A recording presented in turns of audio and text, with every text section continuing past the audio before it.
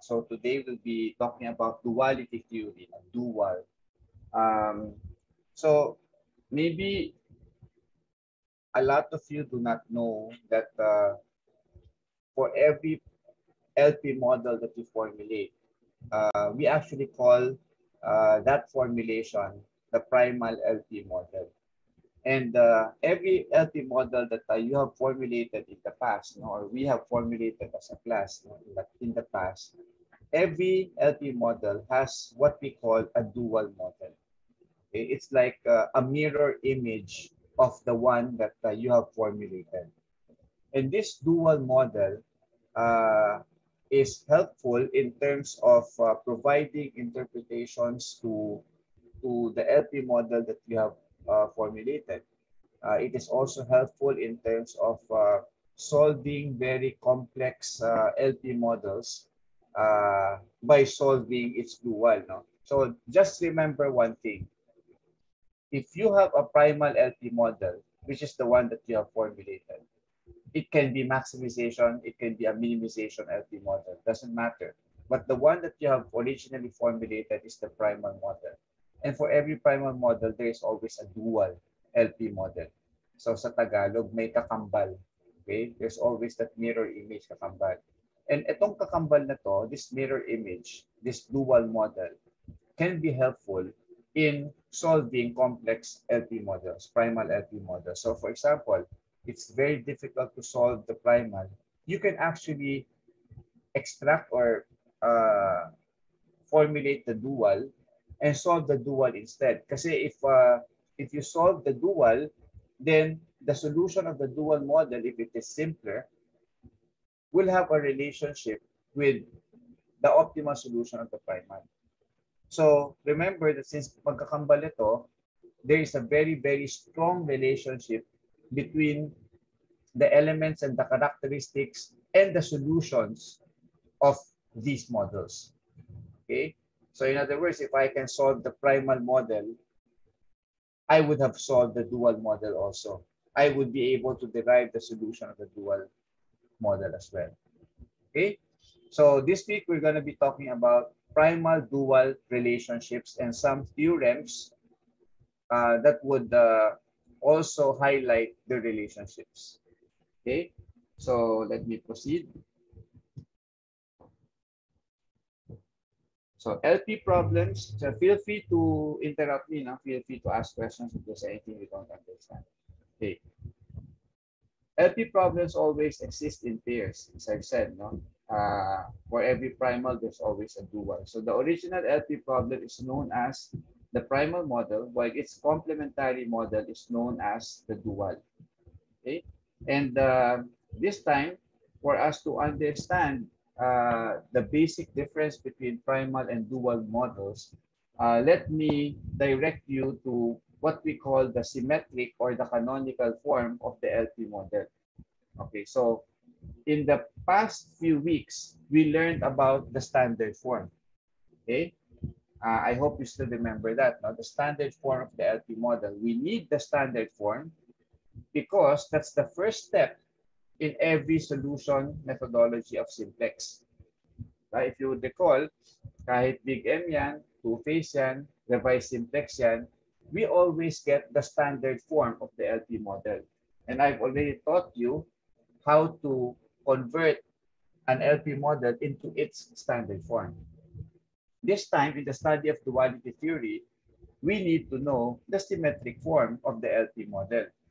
Okay? So the symmetric form is presented on the left side of your screen. So, ibig sabihin, if you formulated a maximization model, okay, this symmetric form is expressed in terms of matrices. No? So, since you already know the matrix form of the LP model, so it's easier to summarize and express the LP in terms of matrix form. Okay? So therefore, if you formulated a model, maximize Z equal to CX, okay, this one, then the symmetric form tells you that all the constraints should be less than or equal to. Okay? And then, of course, your non-negativity constraint here. Okay.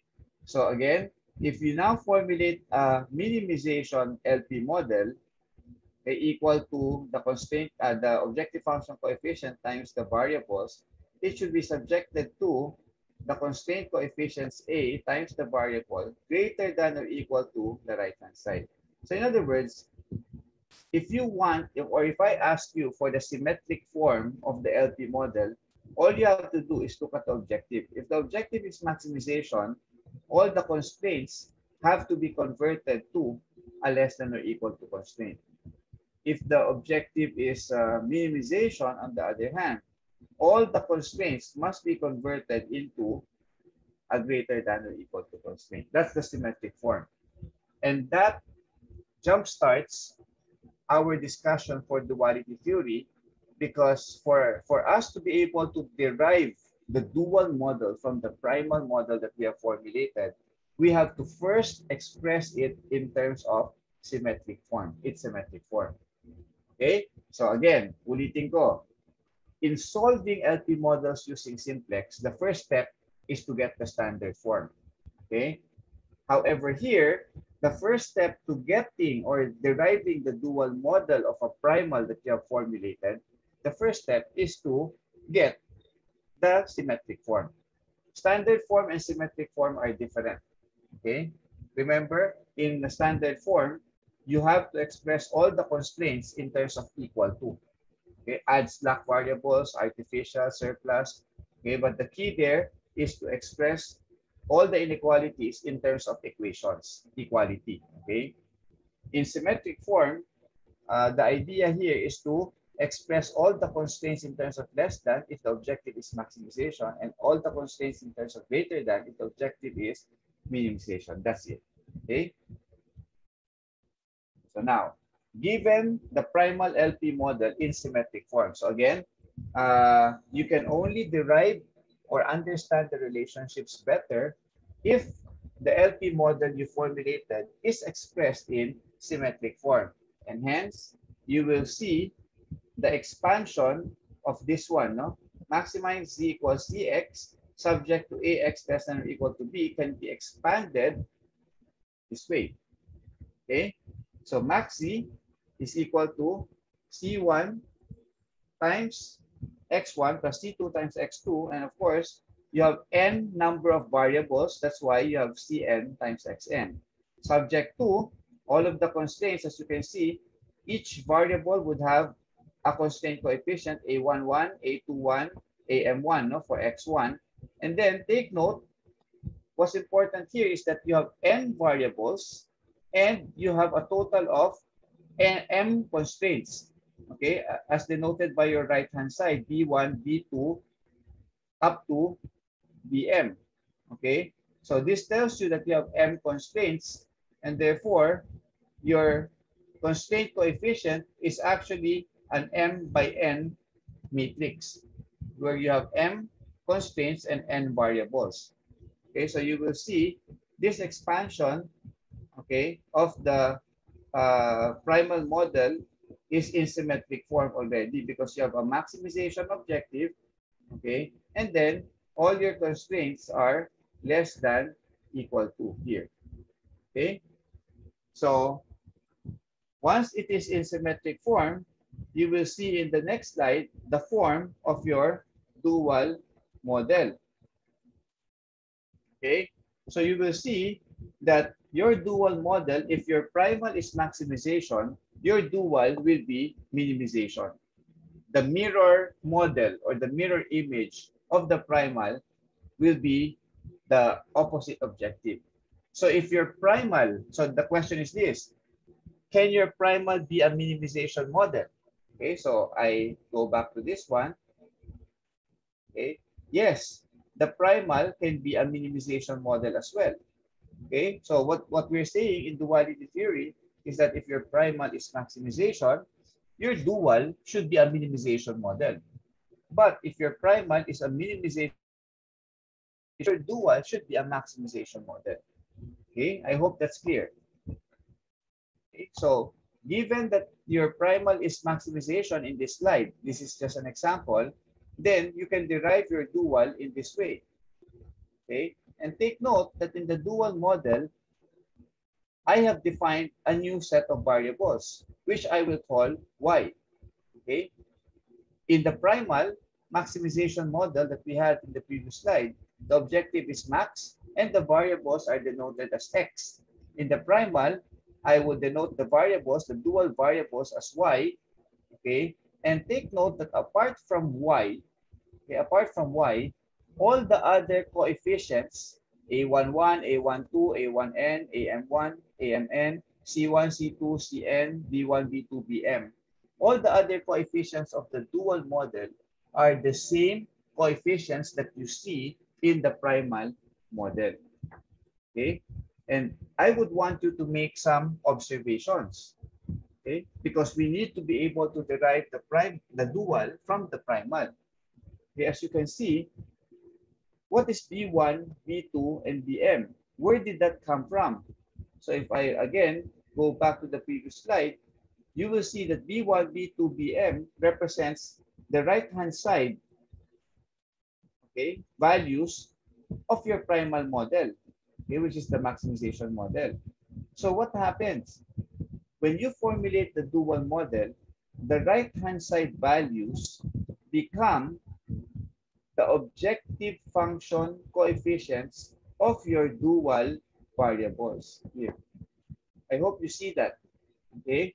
So again, the right-hand side of the primal becomes the objective function coefficient of your dual variables. And in the same way, you will see that the objective function coefficients of your primal C1, C2 up to Cn is now transferred and becomes the right-hand side of your primal model. So nag-switch lang. Yung right-hand side ng primal naging objective function coefficient sa dual.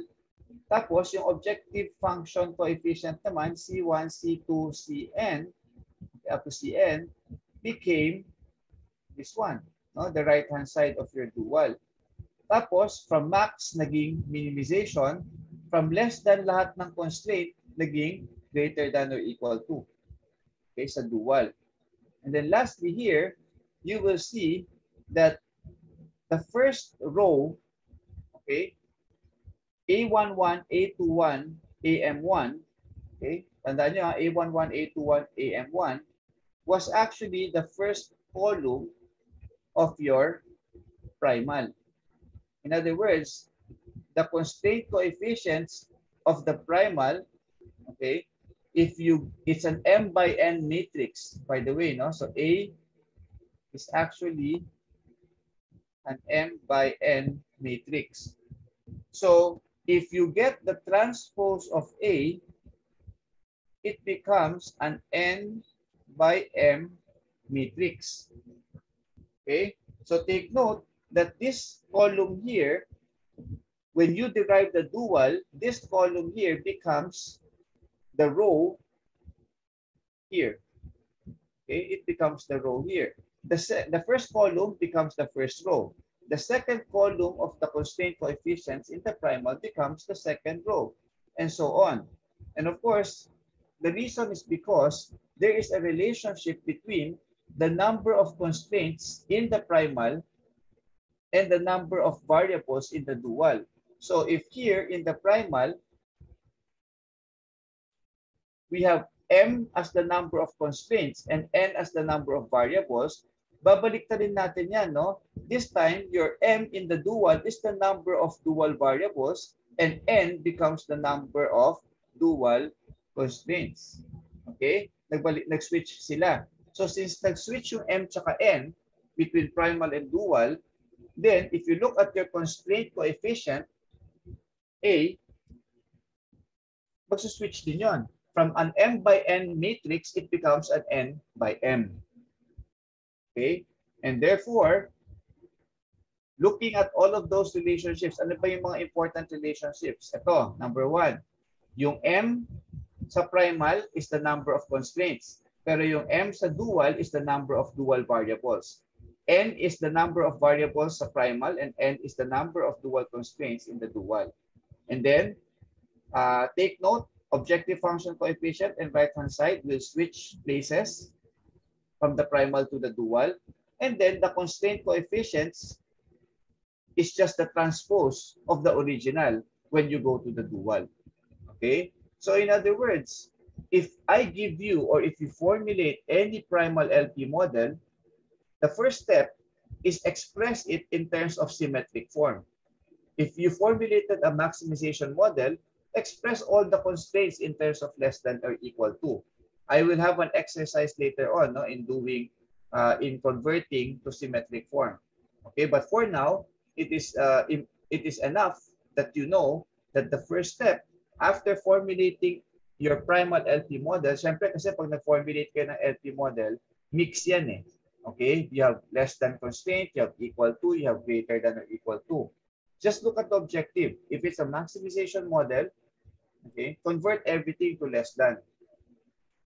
If it's a minimization model, convert everything to greater than. And once you have accomplished that symmetric form, you can now use this relationship, okay, these relationships that I will discuss, that I have already discussed actually, to derive and formulate your dual model. Okay, so note, every primal constraint corresponds to a dual variable. Okay, so constraint corresponds to variable, and the primal variable corresponds to a constraint. 1:1 yan. So if I have 10 variables in the primal, expect you have 10 constraints in the dual. If you have 6 constraints in the primal, expect that you have 6 dual decision variables. Okay, 6 dual decision variables, or the Ys. Okay,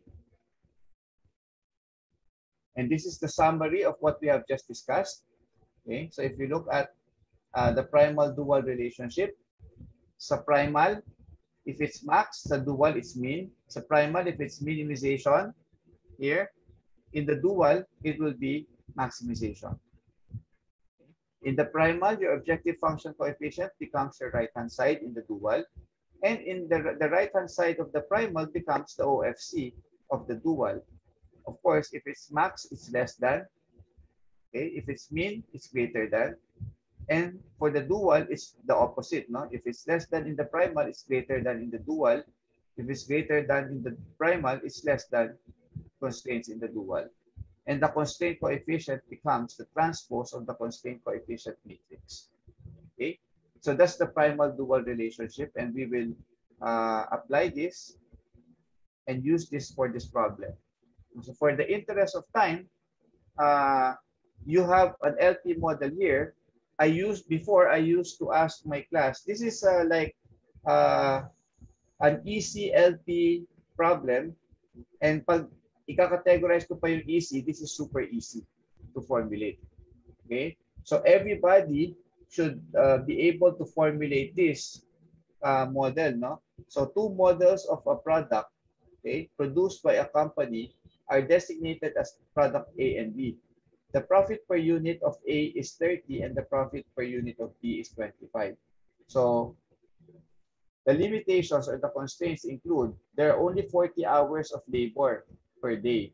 There are only 45 hours of machine time, and you are not able to sell more than 12 units of A per day. So you will see that the first 2 constraints, no, from what you have learned in LP model formulation, the first 2 constraints represent resources. 40 hours of labor available and 45 hours of machine time available. And then it tells you, and the last one, the third constraint, is actually a requirement, but a restricted requirement, no? Kasi you cannot sell more than 12. Eh. So therefore, up to 12 units lang ang pwedeng i-provide mo. Then, additional given information, the consumption of hours of A and B. So A requires 2 hours of labor, B requires 1 hour of labor. A requires, for every unit of A, it requires 1 hour of machine time, and product B requires 3 hours of machine time. So formulate the primal and the dual. So primal muna tayo. So this is an LP problem. Okay, we formulate the primal first. And the formulation is on the right side of your screen. As I've said, it's a very simple model. Okay, so you let Xi be the number of units.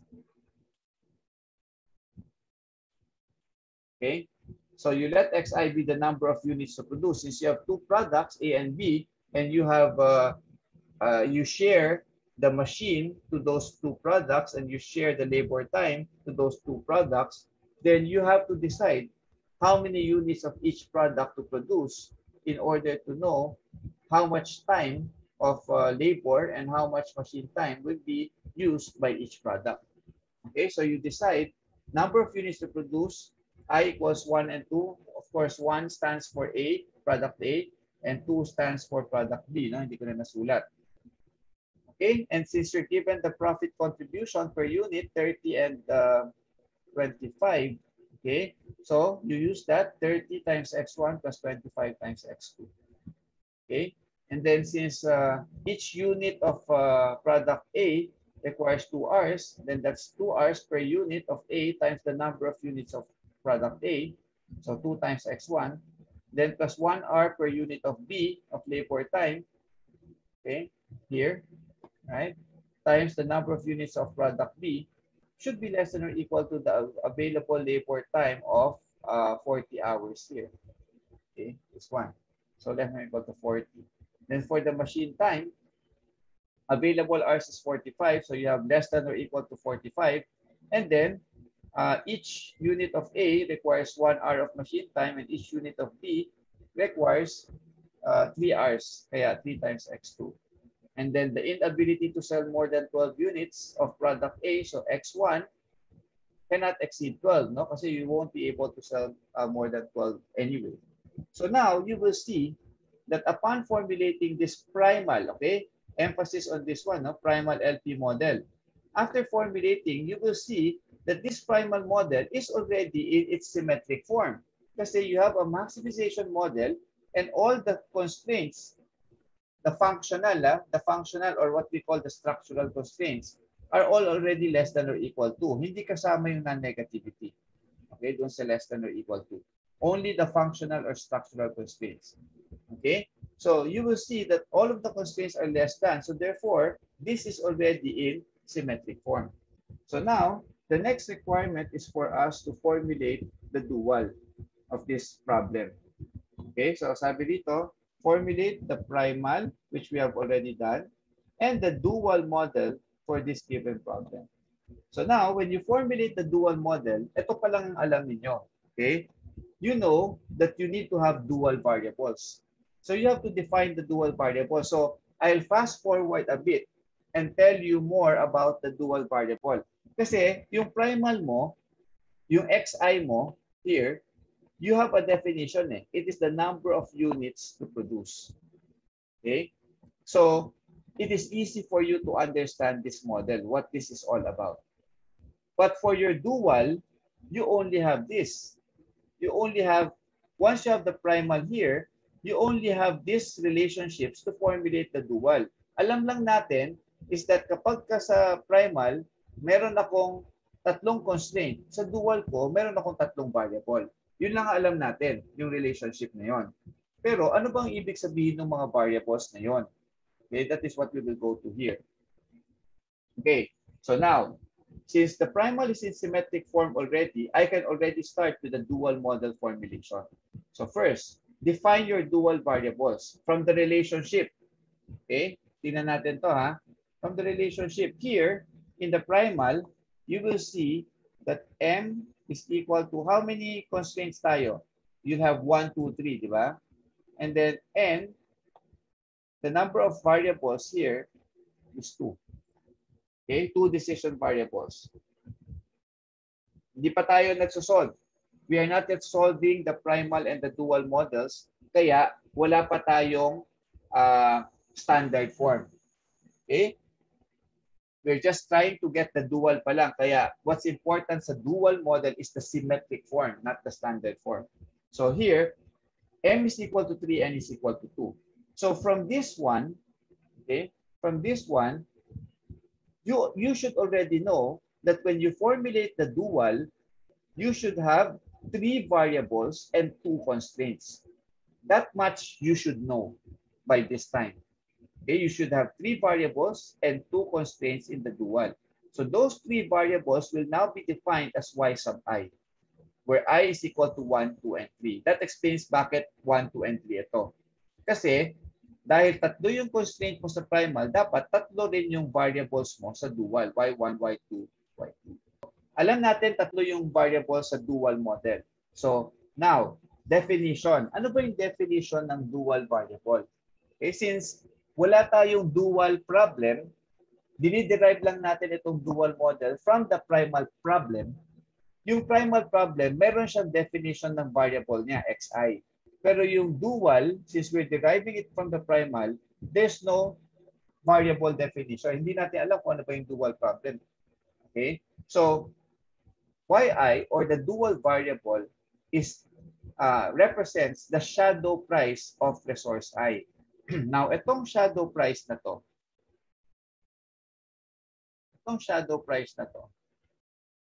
makikita nyo to doon sa solver. Okay? If you have solved LP models many weeks ago using the Excel solver, and you've seen the different tabs, no? From the results, from the solution to the sensitivity report. If you've seen the sensitivity report tabs, you would have encountered this phrase already, shadow price. Okay? May isang column doon na shadow price. Okay? So, ano ba tong shadow price of resource I? Take note that in this primal model, okay, we have already expressed it in symmetric form, all less than. And based on my lecture in the previous weeks, pag less than or equal to ang constraint mo, the constraint generally represents a resource constraint. Okay? It's a resource constraint. So therefore, the right-hand side of a less than equal to constraint generally represents resources. Okay? Generally, resources yan. Pag greater than or equal to, it represents requirements. Okay? But nonetheless, whatever it is, okay, the definition of the dual variable is the shadow price of every resource. So if we can treat the right-hand side as a resource, okay, whatever it is, if we can treat it as a resource, then the dual variable represents the shadow price of all of these resources. Ano ba ang shadow price? It is the marginal profit. Okay? The marginal profit of the resources. Pag sinabing marginal profit, ang formula niyan is change in profit over the change in the value of your right-hand side. So again, let me emphasize, shadow price means marginal profit. Pag sinabing marginal, it is the increase or the addition to your profit for every addition or subtraction to your resource. Okay? Let me ask you this question. If you have resources, sabihin mo na space. Okay? If you have space, factory space, given your present factory space, meron kang profit, di ba? You're operating your factory, may machines ka, may tao ka, okay? May warehouse ka, and given this space that you have, you should know from your business operations how much profit you're making. Definitely may profit ka or may loss ka, di ba? Given the available space that you have. Now, if you expand, okay? If you expand your factory, what can that do? What can expansion do? Can it increase your capacity to produce? Yes or no? Yes, sir. It would increase the capacity. Yes. If you expand, if you have more space sana, you can get more machines to put into your factory and you can get more people to work on those machines. Diba? So expansion or adding to your capacity should have an impact on your activity, on your operations. And an impact on your operations, an increase in your activity in your operations should have an impact on your profit. Tama?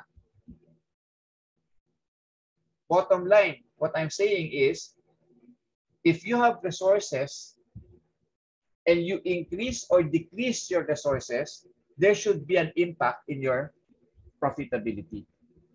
Okay? If you expand your space, you can produce more product, you can achieve more profit. Diba? So therefore, the shadow price actually tells you the change in the profit for every unit change in the resource. And that change could be an addition. Okay? That change could be an addition. Okay? Or a reduction or subtraction in your resource.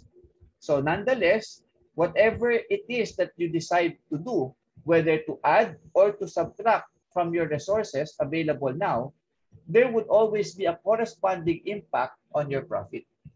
And that impact is denoted by your shadow price.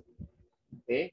So therefore, the value of your dual variable, okay, is a consequence of a decision rather than a decision in itself.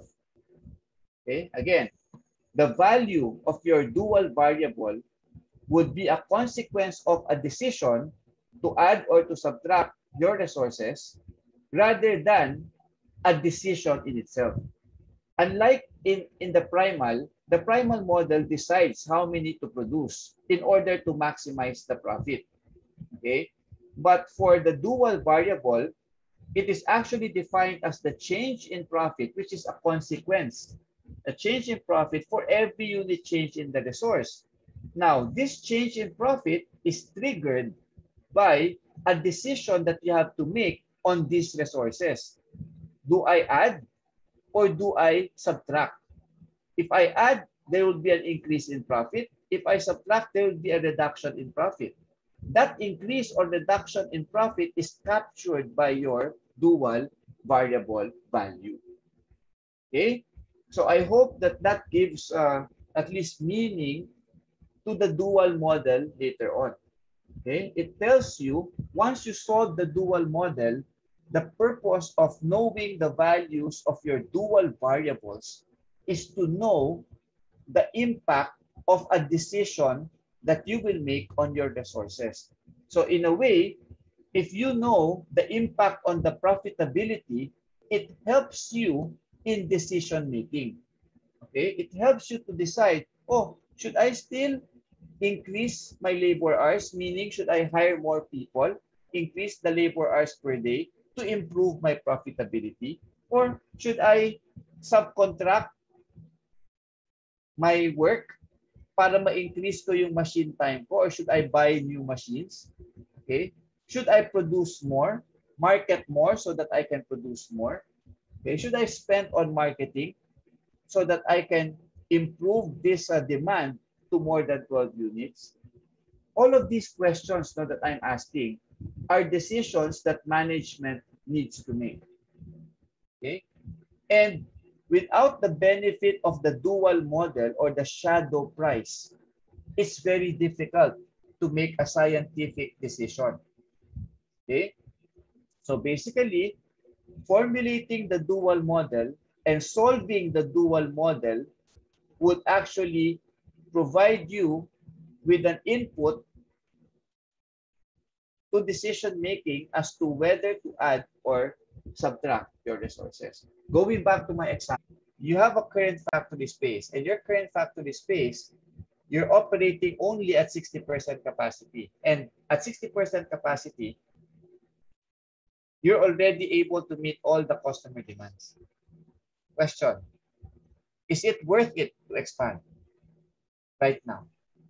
Sir, no. Okay, so the quick answer is no. Okay, if assuming that the trend of customer demand, the demand trend is the same. Okay, ibang usapan kasi kapag yung demand trend is pataas. Okay, then baka pwede kang mag-expand, no? Kasi you foresee that the demand at some point in the future would exceed your capacity. Ibang usapan niya. But if let's say demand is just constant, you will not expand kasi there's no value to expanding. There's no worth or impact sa profit. Eh kasi ngayon nga, enough na eh. Hindi mo na nga na-utilize yung space mo eh, yung buong capacity mo eh. Diba? Pag nag-expand ka, edi idle space din lang yan. Hindi mo rin siya magagamit. Yung machine na ilalagay mo doon sa additional space, hindi mo rin siya magagamit. And therefore, nagkaroon ka lang ng capital expenditure pero wala kang return. Diba? Kasi you're not able to translate that additional space into extra product sold. Kaya wala rin. So therefore, the quick answer is no. And to help you decide na huwag ka na mag-expand, dapat makita mo sa value ng dual variable mo. Let's say, this is the space resource. So this space resource, which is the first resource, will be your Y1. So may corresponding yan, ha? Y1, okay, Y1 would be your first resource, which is labor hours. Y2 will be your machine hours. Y3 will be the value of your marketable demand or your marketing. Okay? So, if let's say ito yung factory space, okay, Y1, dapat pag sinolve mo yung dual model, ang lalabas sa Y1, 0. Okay? Non-basic variable siya dapat. Y0 kasi wala siyang change in profit eh, if you increase your space. Magsi-0 siya. Okay? Magpa-positive yung value ng Y kapag may value or may worth yung pag-expand or yung pagdagdag. Okay? So in other words, what am I trying to say? This is a less than constraint. Okay? This is a less than constraint. Meaning, if you want to solve the model, you have to convert this to standard form. Magdadagdag ka. Anong tawag sa idadagdag mong variable to make this an equation? Oh, magpe-question na kayo. Anong tawag sa variable to make this an equation? Ano idadagdag natin to a less than or equal to constraint? To make this an equation. Slack variable, sir. Okay, you have to add a slack variable. Okay, a slack variable S1 to make this an equation. Okay, so this is the key. Since all of these are less than or equal to, then you need to add slack variables to the first constraint, the second constraint, and the third constraint. Now, the slack variable provides input to your decision. Okay, if the slack variable is basic, slack, let's say S1, basic variable. S2, let's say, is non-basic. S3, let's say, is basic.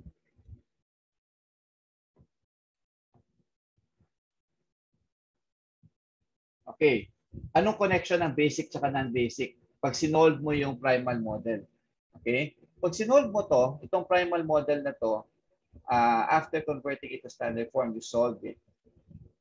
And you found that S1 at optimal solution, S1 and S3 are basic, S2 is non-basic. Non-basic means it's 0. Basic means generally, kasi pwedeng degenerate, no? Pwedeng 0 yan, but generally, this is greater than or equal to 0. Okay? So, go back to the first constraint.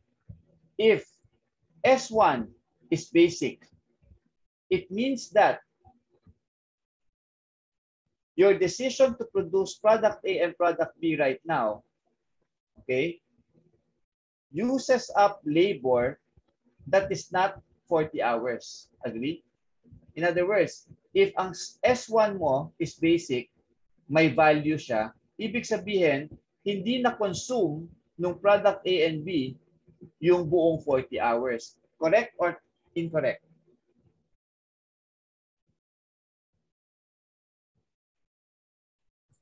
Correct, sir. Correct? Yes, sir. If your slack is basic, it means that, let's say your slack is 10. It means that if your slack is 10, the combined use of labor time of product A and B is only 30. Tama ba? Yes, sir. Kasi you have 40 hours eh. If your slack is 10, ibig sabihin may 10 to spare ka pa, 10 hours to spare. And the decision to produce product A and B combined only used up 30 hours of your labor time. Now, the next question is this.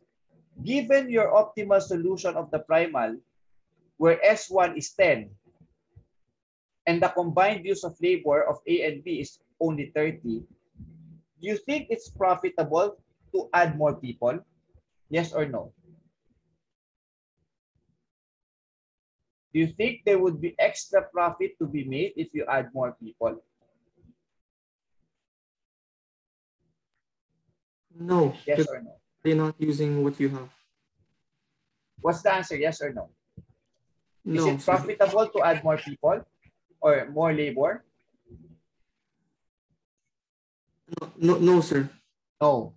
It's not profitable kasi as it is, you already have idle people, idle labor hours that are not being used in producing A and B. So why add more? So therefore, with that logic, okay, with that logic, if the slack is basic, it means that your resources were not used up. Okay, you were not used up. Therefore, the value, the shadow price of that resource that was not used up should be zero. Why zero? Kasi there's no additional value or profit to be made if you add 1 unit to your labor hour or 1 hour to your available labor time. There's no value. Okay. Now let's move on to the second one. You see that in the optimal solution of the primal, example lang to ha, S2 is non-basic. Non-basic means that S2 is 0.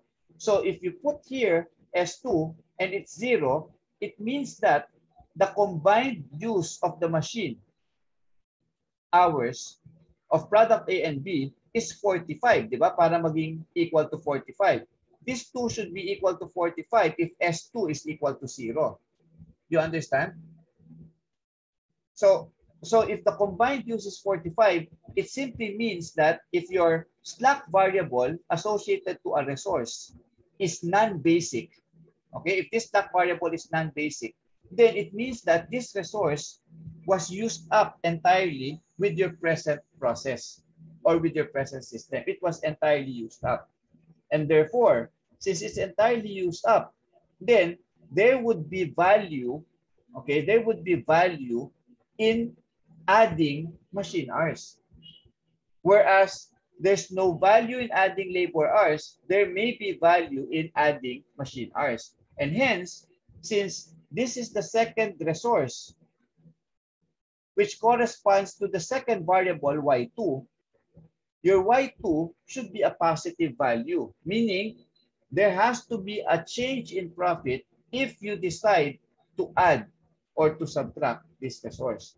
So Y2 should have a positive value, whereas Y1 is 0. Okay?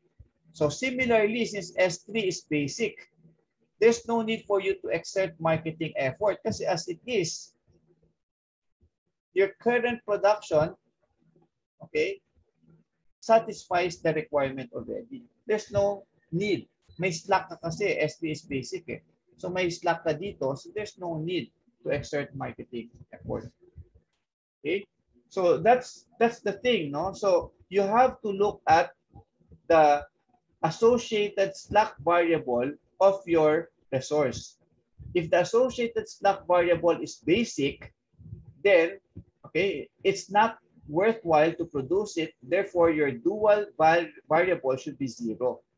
But if the associated slack variable of a resource like this is non-basic, then your corresponding dual variable should be basic. It should have a value. Okay? I hope that you see the relationship. Later on, I will show you, okay, I will show you that since each resource corresponds to a dual variable, then the corresponding variable of the dual in the primal is the slack. Okay? In other words, may correspondence kasi.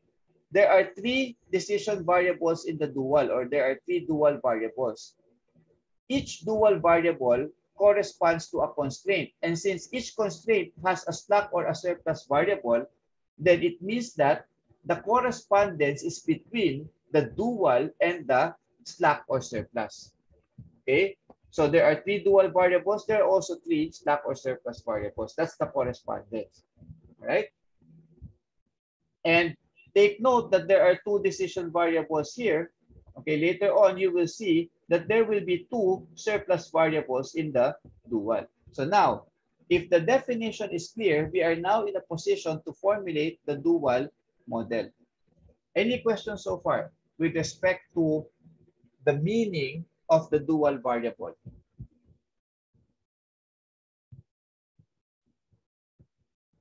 Can we proceed, class?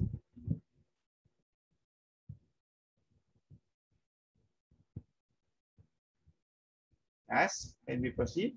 Is everything clear? Yes po, sir. Okay. So if everything is clear, and let us proceed. Knowing the definition of the dual variable, you can now formulate the dual model. No? So yi is the marginal profit of every resource in your primal. So we now, based on our discussion earlier, diba? If the primal is maximization, automatically your dual is a minimization problem. We don't use z anymore. We just use another letter, y, capital Y sub O, for the dual objective function. Again, this is my notation. The books that you will read may have a different notation, but use my notation for purposes of the exam. So the objective function is denoted by Y sub O. And as we said earlier, what would be the objective function coefficient of the dual variables? You have 3 variables, y1, y2, y3. What would be the objective function coefficient? Where will I get it from?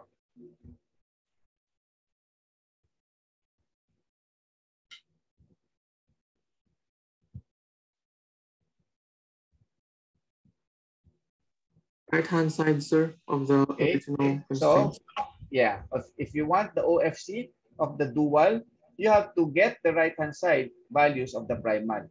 So that's easy, diba? So get the right-hand side, you have 40 times y1 plus 45 times y2 plus 12 times y3. Okay, subject to the constraints, right? So sabi dito, the constraints here are less than, no? So the dual, since the constraints of the primal are less than, the dual should be greater than. And the constraint coefficients of the primal should be transposed. Okay, you have to get the transpose to get the constraint coefficients of the dual. So therefore, if I want to formulate the first dual constraint, all I have to do is look at this one. Okay, this column here. Since I have to get the transpose, the column becomes the row in the dual. Okay, so I hope that's clear. So the first constraint of the dual would have this as the coefficients, 2, 1, 1. Okay, so therefore you have 2y1. Let me fix this, the spacing.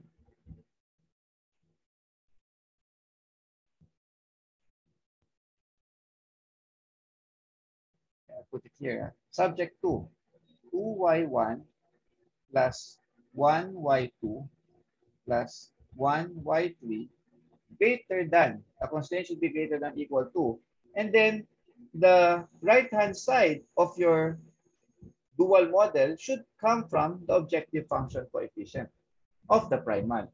So if you look at the objective function coefficient, it's 30 and 25.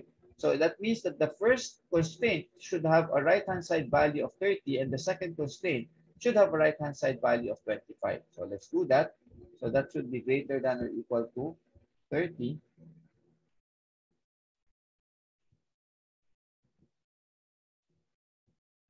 And the second constraint should come from this one, right? The transpose of this column becomes the row or the second constraint. The second column becomes the second row. Okay, the first column is the first row, the second column is the second row. Okay, so that's 1, 3, and 0, right?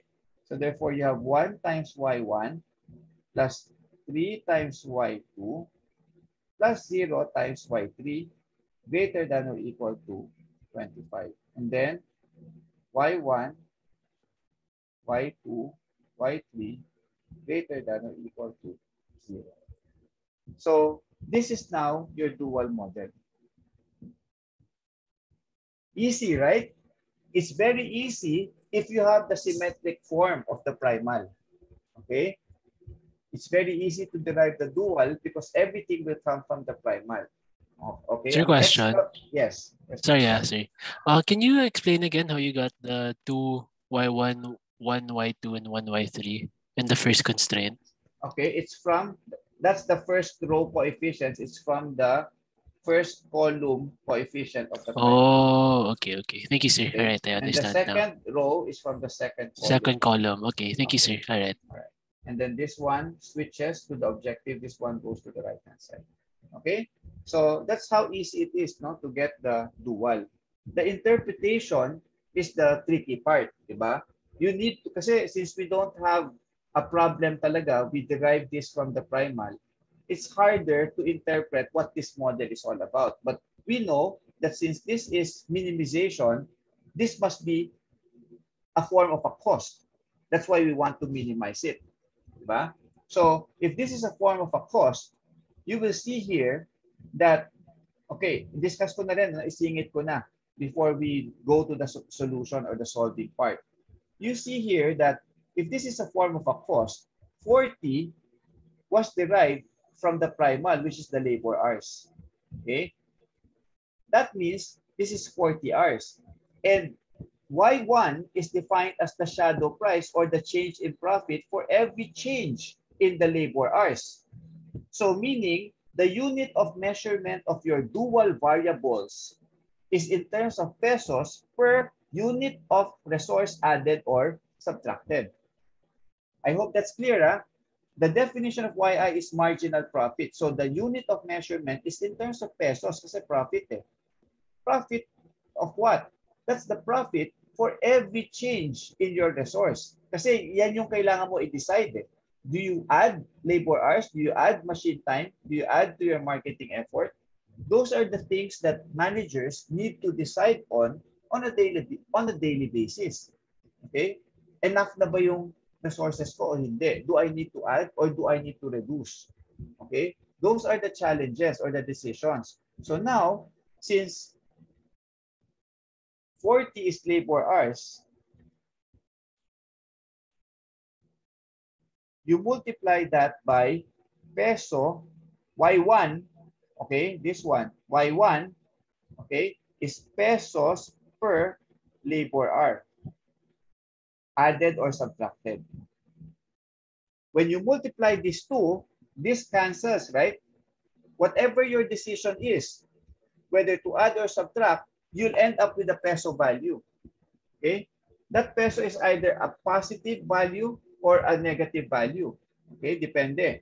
So let's say that there is value in adding labor hours to your current labor hours capacity. Okay? Therefore, this peso value will be positive. Let's say this peso value, Y1, let's say, is equal to 5, for example.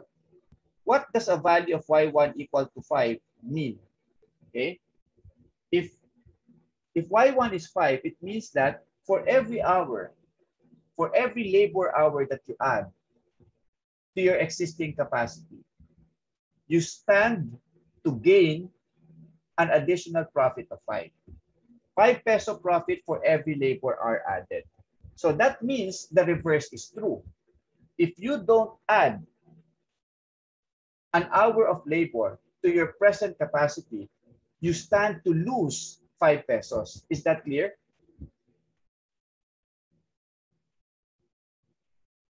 You gain 5 pesos if you add. You lose 5 pesos if you do not add.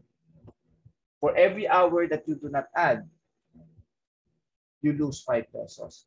And therefore, is that clear muna, class?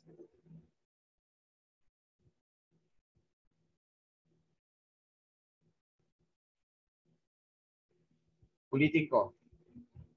If y1 is equal to 5, then it can be interpreted as the change in profit if you change the resource by 1 unit.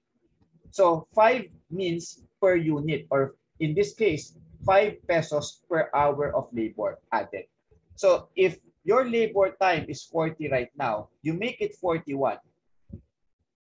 It tells you, y1 equals 5 tells you that your profit will improve by 5 pesos. If you add 2 hours to your labor, you make it 42. Y1 equals 5 tells you that your profit will improve by 5 times 2, or 10. So for every hour that you add, you will improve your profit. Now, if you don't add, if the dual variable tells you that there's marginal profit to be earned if you add, tapos you decided not to add, it means that this marginal profit of 5 is lost. That opportunity to earn 5 extra pesos for every hour that you add to your labor is lost, and it becomes an opportunity cost. Tama? The model, the dual model is telling you, magdagdag ka kasi may value eh. May additional profit. If you decided not to add, then it means that you are foregoing the additional profit of 5 for every hour that you add. So in that sense, Y can be viewed as an opportunity cost.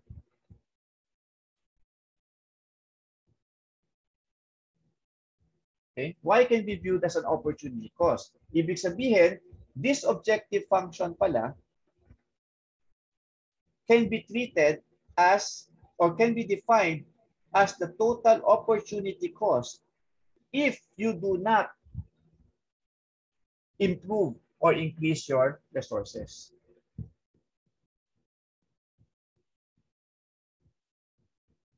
Okay? So if Y1 is 5, 40 times 5, 40 times 5 here is 200. It means that 200 is your opportunity cost of not increasing your resource, given that you have an opportunity to do so. Ganon din dito. If Y2 is 0, ibig sabihin wala kang opportunity cost dito pag 0 yung dual variable mo. Pag positive yung dual variable mo, may opportunity cost ka. So now, I hope that you see clearly, no, it's a matter of perspective. For the decision maker, okay, for the decision maker, the manager, the value of the dual variable can represent two things. One, it tells the manager that, okay,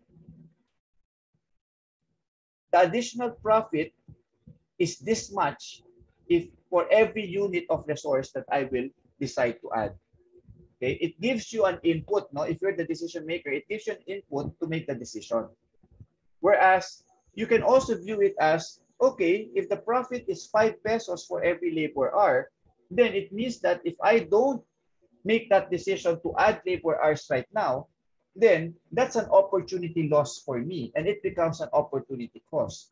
And the dual model formulates that model exactly to determine what the opportunity cost is. So this equation is the total opportunity cost of the decision maker, okay, given the resources and the decisions that have to be made on those resources.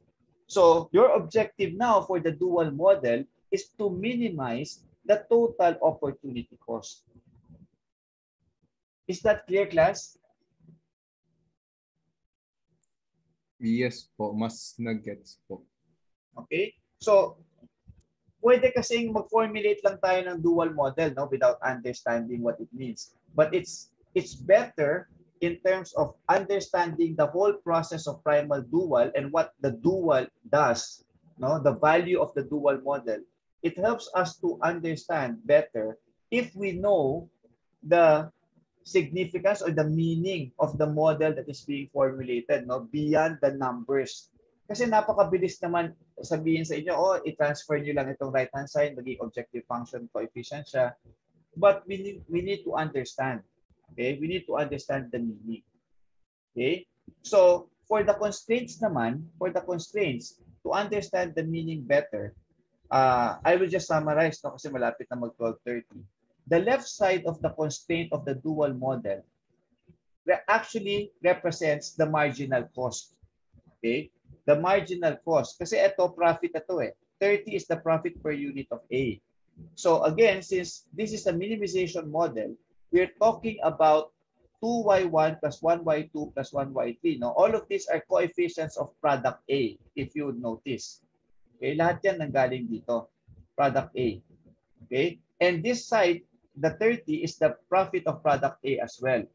So therefore, the left side actually means it is the marginal cost of producing product A versus the profit of producing product A. Okay? So again, you have to make a decision how many units of product A to produce. Okay? So the left side tells you the marginal cost of producing an extra unit of product A, where this one is the marginal profit of producing an extra unit of product A. 30 being the profit per unit of A. So every additional unit of A that you produce will give you an additional profit of 30. Whereas the left side combined together will give you the extra cost, the marginal cost of producing product A. So from your calculus, okay, you will see that to maximize total revenue, it is in your slides anyway, to maximize total revenue of the company. Kasi the reason why you produce an extra unit is, of course, it has an impact on your revenue. So to maximize total revenue and eventually total profit, you will see that when you get the derivative of the revenue equation, okay, or the profit equation, sorry, when you get the derivative of the profit equation, you will see that the optimum will happen when the marginal cost is equal to the marginal profit. Okay? That is when the peak will happen. So the peak will happen when marginal revenue is, when marginal cost, which is the left side, is equal to the marginal profit, or marginal profit or marginal revenue. Okay, so in other words, you will see that left side should be equal to the right side at optimum. Right? So ito lang yung sinasabi ng constraints, no? The left side is the marginal cost of each product, okay? Where the right side is the marginal profit or the marginal revenue. And at optimum,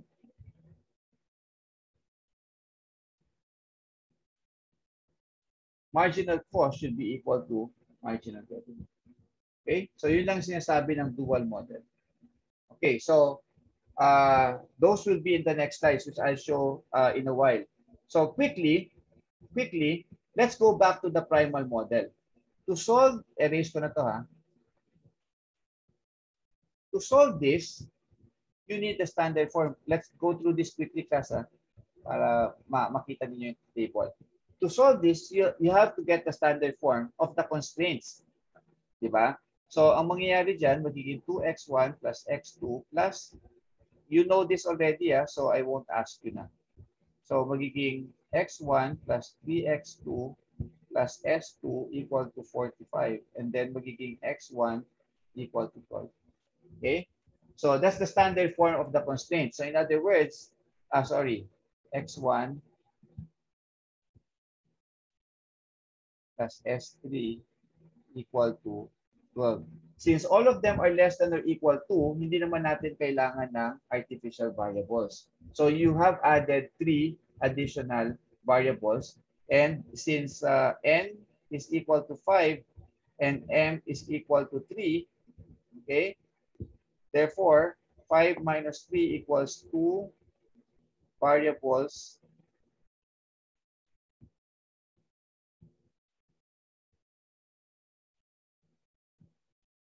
to 0. So, ibig sabihin, you should have 3 basic variables and 2 non-basic variables. Class, let me ask you a question quickly. Given this model, can you solve it using simplex? Tableau. Can you solve this model using simplex? Yes or no? Yes, Sir, sir. yes, sir. Yes, very easy, di ba? Given the standard form, you just have to transfer to the simplex tableau and solve it. You can solve it graphically also. Now, if you solve this using simplex, there will be 3 iterations, I think. There will be 3 iterations. The third iteration will be your optimal. And sinolve na. Okay? Ito na yung optimal tableau. Okay? Kasi baka magtaka kayo, paano nakuha yung optimal? Sinolve niyo yan using simplex. This is actually iteration 3. Again, we start with iteration 1. Your initial solution is iteration 1, and then iteration 2, and then iteration 3 is the optimal. So you will see here that these are the basic variables, tatlo. And x1, basic ito, no? Itong tatlo. These are basic. And these 2 are non-basic. Tama, di ba? 2 variables have to be assumed 0. Those 2 are non-basic. So that's the primal optimal tableau. So since you have formulated the dual class, ano ngayon ang optimal tableau ng dual? You have to solve it, tama? Tama ba, class? I-erase ko muna to, ha? Erase ko muna to. I hope you understood na yung meaning.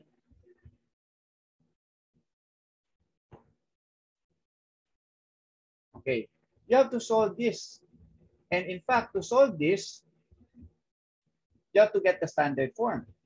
So, sulat natin yung standard form dito. Constraints lang muna. Okay? So, ang standard form is 2y1 plus y2 plus y3. Class, hindi ako gagamit ng S, ha? Kasi para ma-distinguish natin yung slack at yung surplus, no? Ng primal at dual. So, this time, normally, slack natin S1, S2 rin, di ba? This one, I'll use the letter T. T1, since this is a greater than constraint, I subtract a surplus variable and equate it to 30. Wala muna tayong artificial variables. Of course, if you want to solve this, you need to add an artificial variable. So, may plus R1 ka pa dito. Okay? And then, the second constraint would be y1 plus 3y2 minus T2, if you want to add R2, then equal to 25. Okay? So that would be the standard form of your dual variable. As you can see, you will have n equals 5 pa rin, y1, y2, y3, t1, t2, and m is equal to 2. That means, dapat 3 variables assumed to be 0 for the dual model. Okay. So class, you can solve the dual model. Ito, class. Pwede nyo itong isolve, ha? You can solve the dual model using big M. Yes or no?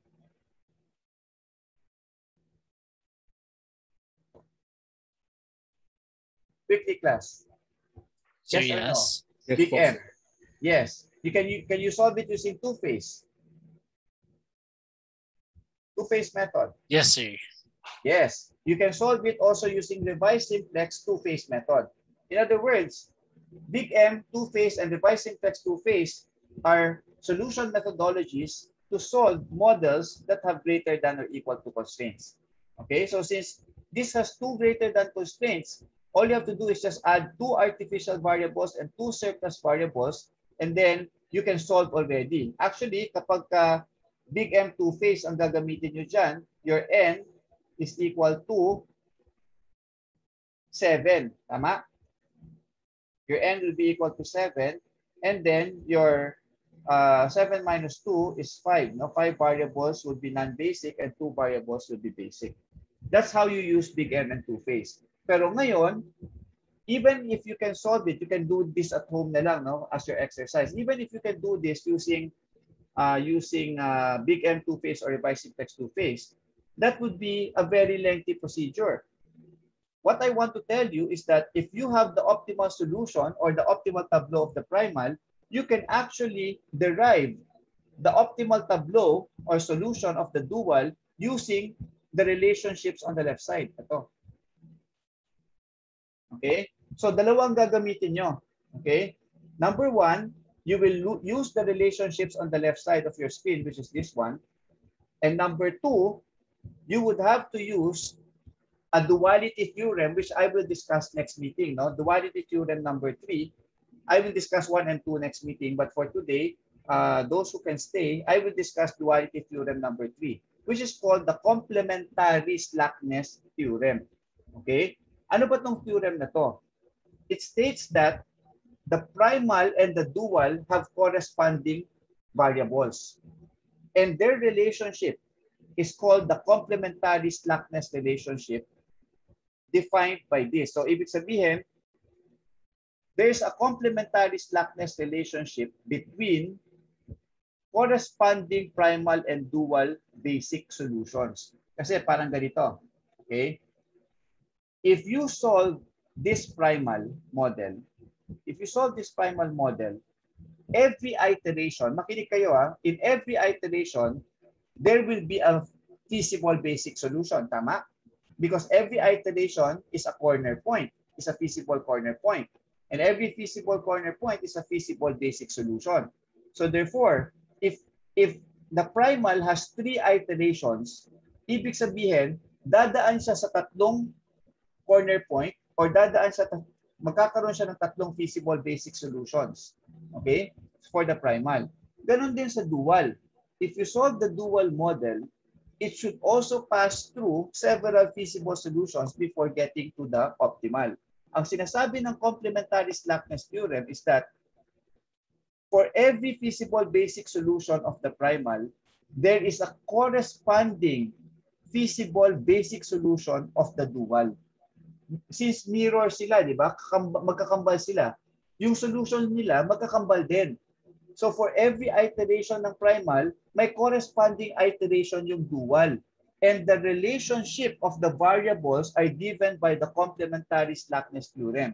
So ito yung relationship ng basic solution ng primal and dual. Ulitin ko every iteration is a basic solution. Okay? So every iteration of the primal corresponds to an iteration in the dual. Magkakambal sila. Okay, there's a mirror image. So, every feasible basic solution of the primal corresponds to one feasible basic solution of the dual. Okay, corresponds to a basic solution of the dual. So, the corresponding solutions is defined by the complementary slackness relationship. Ito. If the primal solution, if the primal variable is basic, then in the corresponding dual solution, the dual variable should be non-basic.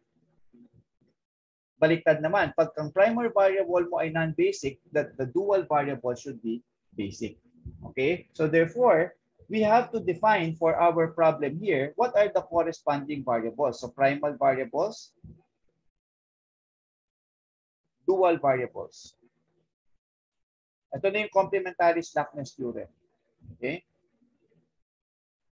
So, sabi ko kanina sa inyo, sa primal, you have x1, x2, then you have s1, s2, and s3.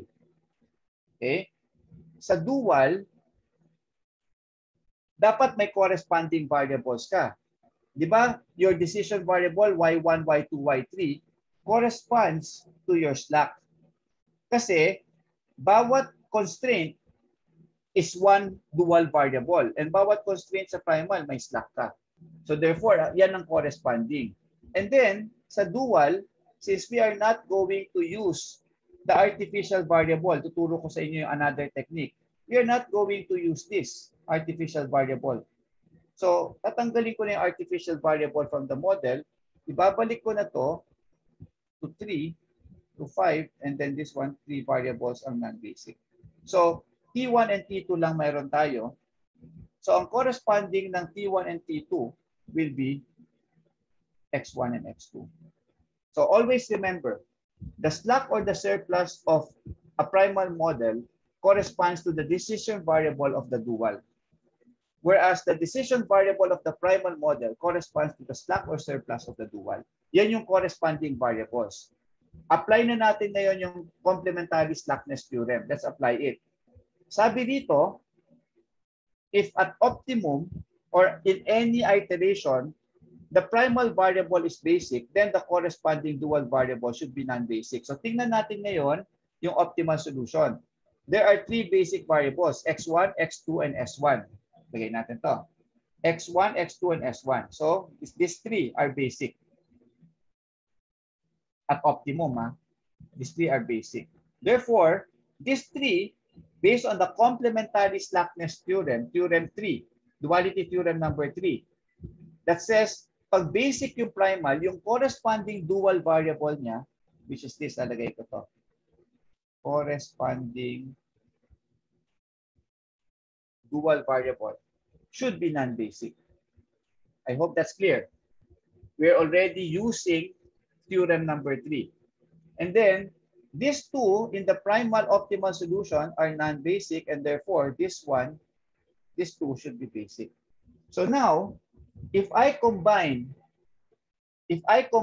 this one together with this one, okay, which is on the left side of your screen as well, if I combine these two, I should be able to derive the dual optimal solution or the dual optimal tableau, knowing that these two are basic, okay, y2 and y3. So gagawin ko na yung tableau. So alam ko na i-set up tong tableau kasi the first, okay, I put here y1. Class, follow with me. y1, y2, y3, there are three variables in the dual, di ba? So you just write it as if you're writing any simplex tableau.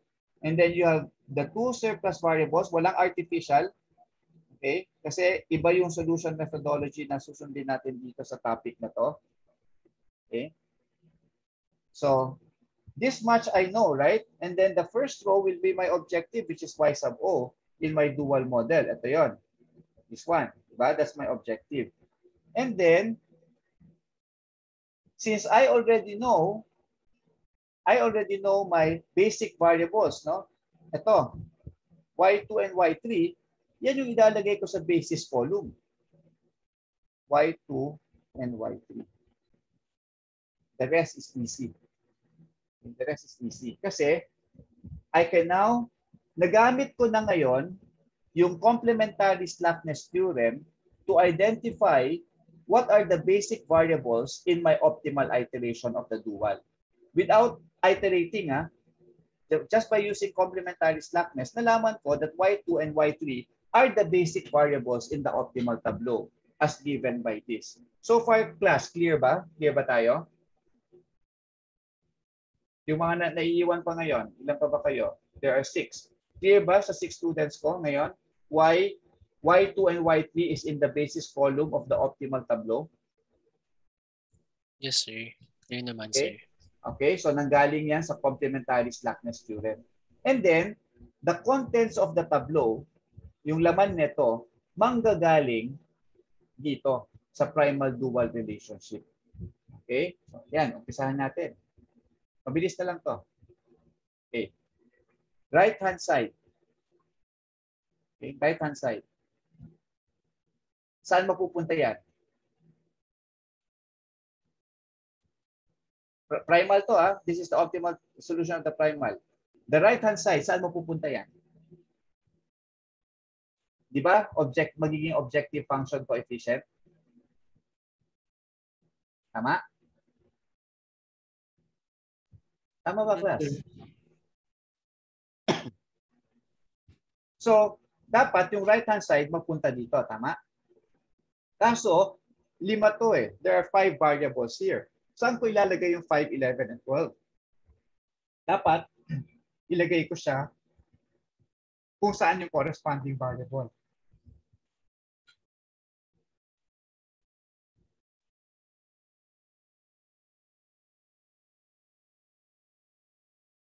Okay, class? 5 is the right-hand side of this first row. Okay, balik ko lang kayo. Remember what I told you before? Each row is an algebraic equation. So, ibig sabihin, before you got to the optimal iteration of the primal, all you did was to do Gauss-Jordan, elimination by addition, subtraction, to derive this optimal tableau. In other words, each one of these is an equation which is still the same set of equations as the original model. Remember, I always emphasize that sa inyo, di ba? The simplex tableau is nothing but a system of equations. Transformed lang nga kasi na Gauss-Jordan na siya, nagawa na natin ang elimination by addition. So transformed system of equations, but nonetheless, it is still the same system of equations as the original primal LP model. Okay? So given that this is still a system of equations, this is your objective function equation. These are your three constraints. Okay?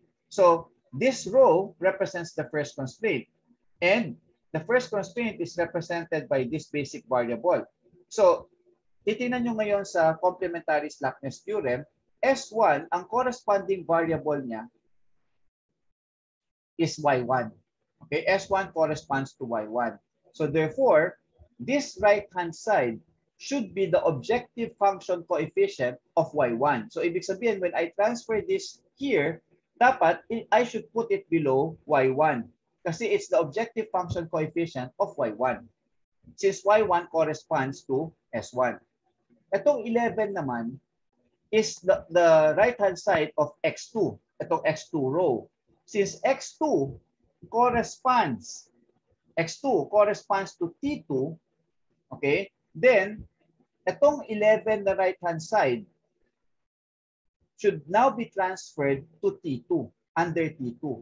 So, kailangan mag-refer pa rin kayo sa complementary slackness theorem. So, ito yung 11. Okay? And then, itong 12, okay, is in the row of X1 na basic variable. So, since X1 corresponds to T1, then, this right-hand side should now become the objective function coefficient of T1. And therefore, this is 12. And then, since you know that in the simplex tableau, the basic variables should be 0, tama? And they should form an identity matrix in the constraints. Y2 first, no? Y2 is 1, 0, Y3 is 0, 1. That much you know. Is that clear, class? Clear ba tayo, class? Yes, sir. Yes, sir. Okay? So, ngayon, I will cite another theorem, which is duality theorem number 2, stating that if there exists basic feasible solutions where the value of Z is equal to Y sub O, then these are, in fact, the optimal solutions for their respective problems. So in other words, at optimum, the value of Z should be equal to Y sub O. Remember what I told you kanina, that in the constraints, the marginal cost is equal to the marginal revenue at optimum. So, ibig sabihin, dapat mag-equal yung Z at saka yung Y sub O at optimum. Okay? So, therefore, this one is also 635 because of theorem 2. Okay? Duality theorem number 2. This should be 635. That much I know. Okay? Next. What happens to the objective function coefficient of the primal? Magiging right-hand side siya. Diba? Mapupunta siya dito. So therefore, 25 over 3 has to be transferred here. Pero saan? Is it here or here? So you now look. 25 over 3 is under S2. S2 corresponding variable is Y2. So therefore, you have to put 25 over 3 in the row of Y2. So therefore, this one is 25 over 3. And this one, 65 over 3, should be placed in the row of Y3 since S3 corresponds to Y3. So therefore, this one is 65 over 3. Okay? It tells you already, Y1 is 0. It's not here. Okay, Y1 is 0. Ibig sabihin, walang value to increase labor time. Pero may value to increase machine time and marketing time or marketing effort, the marketing constraint. So now, next. Each row is an equation and these are constraint coefficients. Okay? Coefficient to ng S2, coefficient to ng S3. Ang sabi natin, the constraint coefficient here becomes the transpose in the dual. So meaning this one, okay, this one becomes that this row becomes the column. Pero what is this? What is this row? It's S1, right? S1 row. So therefore, the corresponding variable of S1 is Y1. So this one should become the column of Y1. You have to be careful when you transfer. Okay? S1 corresponds to Y1. So the row of S1 becomes the column of Y1. So 1/3 and 5/3. Saan ko ilalagay yung 1/3? Since 1/3 is S2 and S2 is Y2, then we will put negative 1/3 here. Okay? Negative 5/3 here. Okay. Do you understand? This row becomes the column. The second row, the second row of constraint coefficients becomes a column also of X2. X2 corresponds to T2 this time. Huwag nyo lalagay dito because X2 corresponds to T2. So therefore, the X2 row should go into the T2 column. Okay, so this X2 row, 1/3, negative 1/3 should go here. 1/3, negative 1/3. And again, I put 1/3, negative 1/3 because 1/3 is for S2. 1/3 is for S2. And since S2 corresponds to Y2, I put 1/3 here across Y2. And negative 1/3 is the coefficient of S3. Since S3 corresponds to Y3, I put it here across Y3. And similarly, 0 and 1 would be placed here. Okay? So I now have the complete tableau. Pero may problema pa tayo. May problema tayo kasi this is supposed to be the optimal tableau. And since this is a minimization problem, okay, tapping your knowledge on minimization problems, dapat sa objective function, wala ng positive. Tama ba? For this to be an optimal tableau, all of these coefficients should be negative. Okay, all of these coefficients should be negative. So therefore, dapat, para optimal to, dapat negative lahat ito. Can I just put negative here to make this optimal? Kasi hindi optimal eh. Dapat negative eh para maging optimal. So in other words, when you transfer this here, positive kasi ito eh. Okay, tinransfer ko positive din. Pero upon inspection, we know that minimization problems should have all negative coefficients in the objective function row. So ang gagawin ko is I will put negative to make this optimal. Pero it means that para maging negative to, dapat negative din ito. Diba?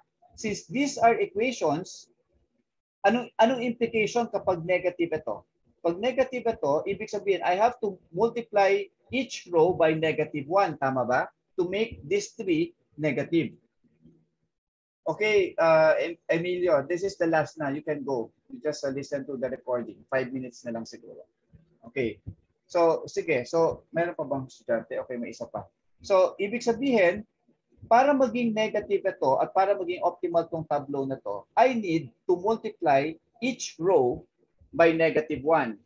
And by doing that, I do not change the sense of the equality or the equation. I just multiply the entire row by negative 1.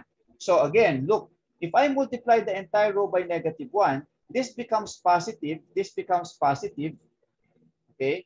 I will not write it positive here kasi baka magkamali kayo sa review. But multiplying this row by negative 1 will make this positive, positive, and this one negative. So when I transfer, this one becomes negative 5 already, but this 2 becomes positive because I multiplied the whole row by -1. And similarly, second row, if I multiply the whole row by -1, this becomes negative and I transfer it here to T2, -11. But this one becomes negative and this one becomes positive. So I now have to make the adjustment. This one becomes negative and this one becomes positive. Okay, so I now make the adjustment. And then the last row, if I multiply by -1, this becomes -12 para maging negative ito. And then these coefficients, 0 and 1 becomes 0 and -1. This becomes, so I change the coefficients of this one. Okay. I change the sign of this one. But I'm not violating anything. I just multiplied the whole row by -1. So now I have an optimal tableau, okay, of the dual. And the dual solution is such that y1 is equal to 0, y2 is equal to 25/3, and y3 is equal to 65/3.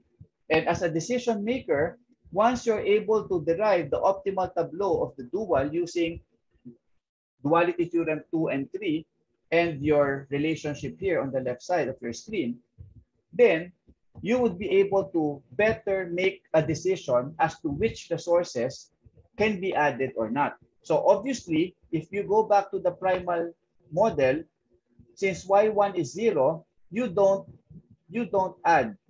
There's no value in adding to this resource.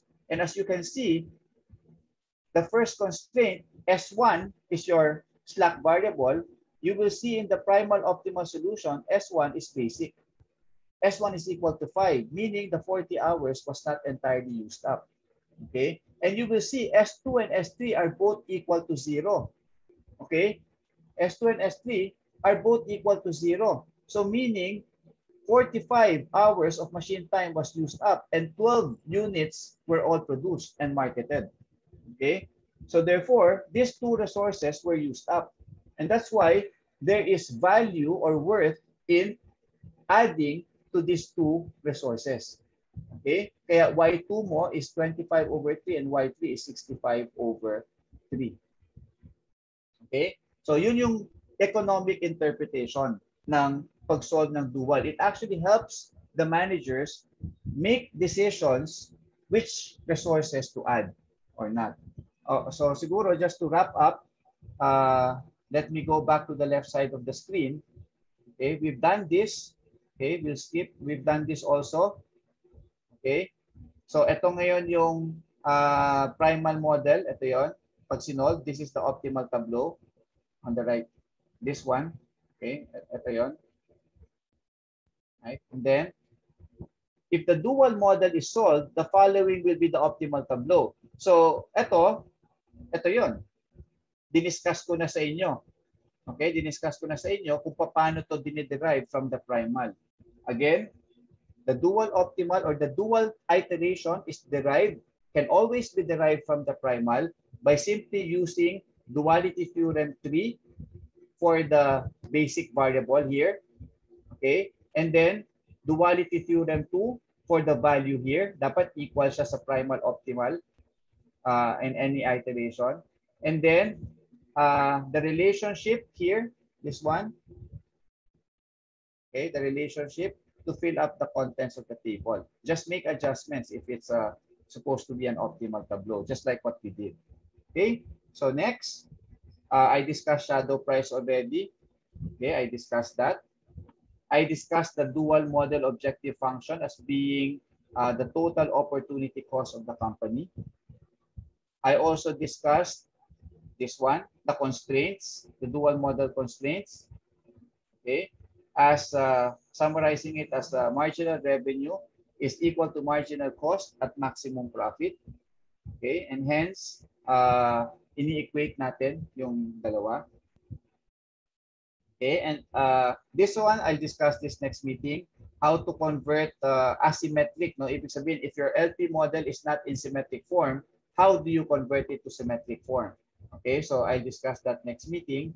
But just to run through, we have discussed, I'll discuss Theorem 1 next meeting. We have discussed Theorem 2, which is the optimality criterion theorem, and Theorem 3, which is the complementary slackness theorem. Okay, which is, we did this already. Nandiyan yan. Okay, this one is already here. Okay. And then we will discuss dual simplex also next